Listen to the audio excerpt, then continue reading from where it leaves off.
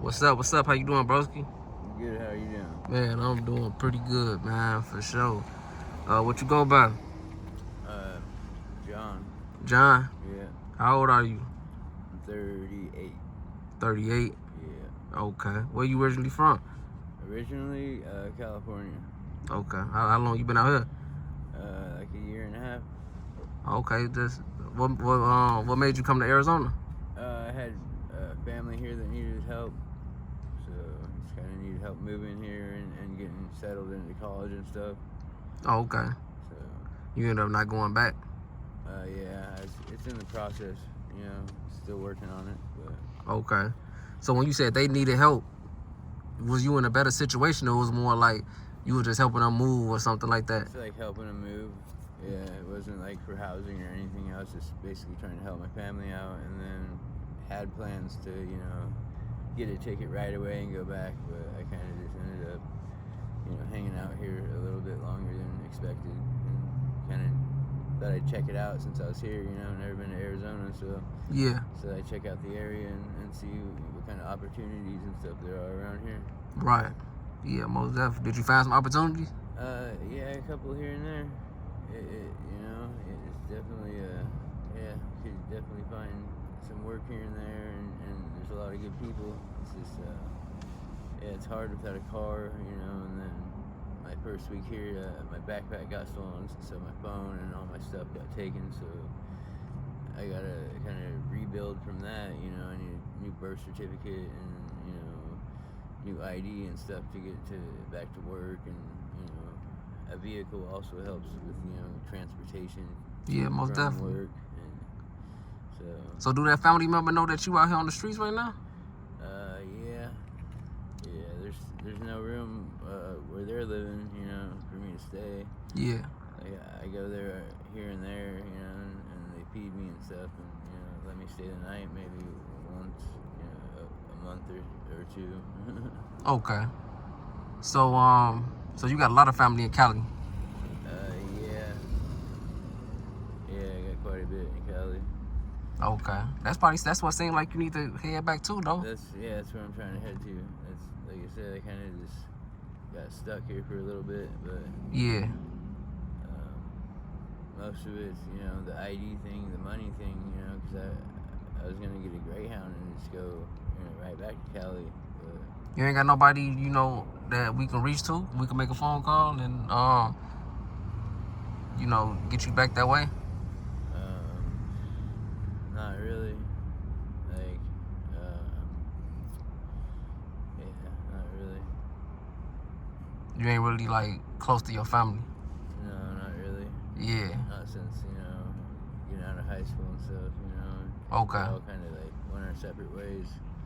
Like back in high school and stuff, we'd all do the whole family, Thanksgiving, Christmas dinner, all that stuff together. And then like once high school hit, I turned 18. It was more just like kind of fend for yourself kind of thing, and they all kind of went off and did their own thing. My dad got a new girlfriend.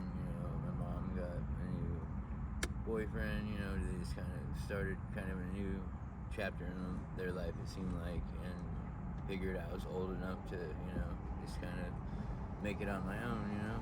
Yeah. You got kids? Yeah, I do. I have a 13-year-old son. You ain't in contact with him? I talked to him. He's with my dad. Thank God.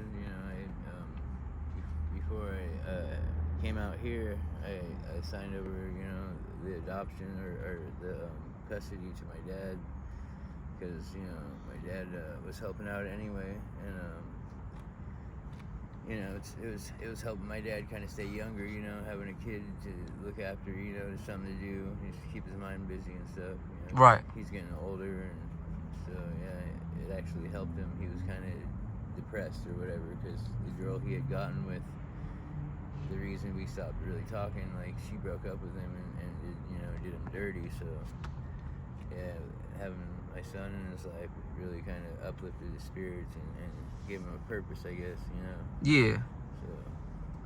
No, that's good. Yeah. Man, so I know we missing out on something, man. you know, we ain't gotta get too deep in it. You know, it ain't no pressure, nothing like that. But you definitely, you battling with something?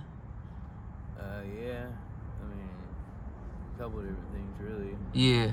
But I'm saying, like, we ain't gotta use the word on the channel, though, but, like, you using substances? Yeah, I broke my back doing tree work. Yeah. And they got me on those prescription pills, you know, and got me hooked on those, and then, you know, they took me off of those, and my back still was, you know. Is it the blues? I have done those. Yeah. But That's what kind of got like Arizona in a chokehold. Yeah. So I mean, yeah, that's, you know, they prescribe them, you know, and they give you, you know, a big amount, and then all of a sudden they just take them. They don't wean you off or nothing. They just cut it off, you know, completely. And like my back wasn't done healing. You know, it's still like in the mornings getting up. It takes, you know, a half hour to get out of bed. This room, you know, just have to like stretch it out. Just, you know, I really messed it up. Yeah. So. Nah, for sure. But man, I hope you overcome everything that you're going through right now, man. You know, 38, ain't even 40 yet, man. I'm in my 30s, man. Just to let you know that, just never give up, man. You do got something to live for. You got your son to live for.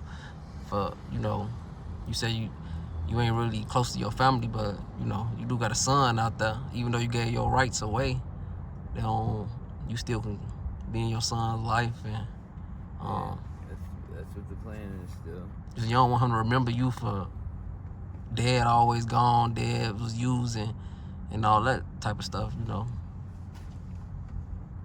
Yeah. Anything else, bro? Like you been in jail? I should stay out of jail pretty much. Yeah. You know, I haven't really.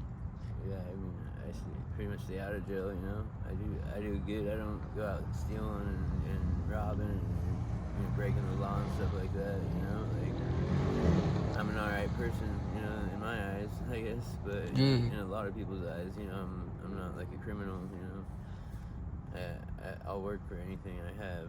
You know, so it's just, you know. I can tell you got a good heart. One thing I learned about out here, bro, it seemed like everybody kind of got the same similar story, bro, to where they say that ID, and to me, you know, that seems like something minor. I can just wake up on a Monday and go take care of it, and you know, granted, you know, you probably need the money, $100 to get back home, but it's just like it seems so minor, but it seems like that's everybody's excuse. Well, how you feel about that? I mean, they don't make it easy to get an ID. You know, it's like I've never had one in the state, so, and I don't have my birth certificate, so I've actually taken steps to like get it from California, where I was born, and that takes like up to 3 months for them to, you know, go through your records and then send it out to you, and then it costs like $50, I think, or something. They charge you $50 for that, and then before you could even get your ID, once you got your birth certificate, you got to go to the Social Security office and get your, you know, Social Security card. So that's another, you know, headache to where you have to like prove. You have to have your proof of address here, and then you know, your mother's maiden name, and like it's just, yeah, it's kind of a bigger process than it seems, really. And like you're saying, the money part, you know, I barely make enough money to like. How much money you make? What's the most money you ever made out here? What, in a day? In a day? Like $50. Yeah. But you probably spent that on your addiction. I mean, I ate food, you know, you got food and clothes and stuff too, you know, like I didn't spend it all on my addiction. I mean, a small portion, yeah, but a lot of it went to food and stuff, you know, because there aren't any really like food kitchens or anything like that I've found around here that, you know, that are close within like walking distance to get to. Right.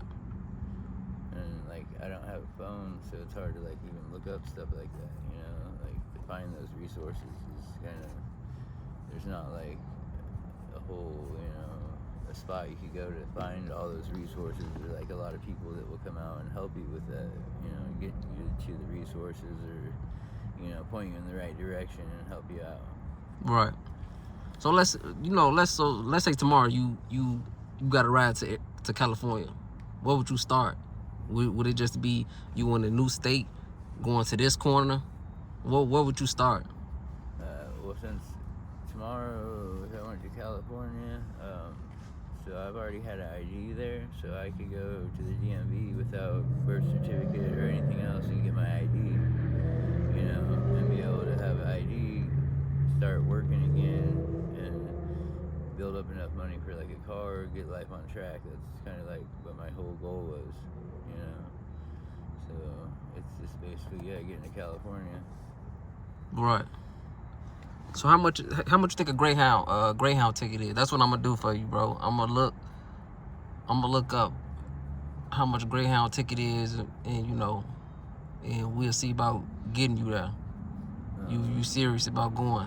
Yeah, I'm not exactly sure how much. Like probably like $100-something, maybe $130. I was guessing. Yeah. It's not that far, I'm pretty sure you don't have Cash App.